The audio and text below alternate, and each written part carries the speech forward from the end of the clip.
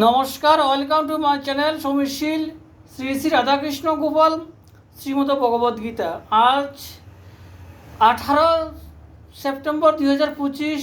আমি বৃহৎ সচিত্র বিষ্ণু পুরাণ প্রথম খণ্ডের সপ্তম অধ্যায়ের মানব সৃষ্টি, রুদ্রাদি সৃষ্টি ও চতুর্বিধ প্রলয় বর্ণনের 27 পৃষ্ঠার কিছু অংশ পাঠ করছি।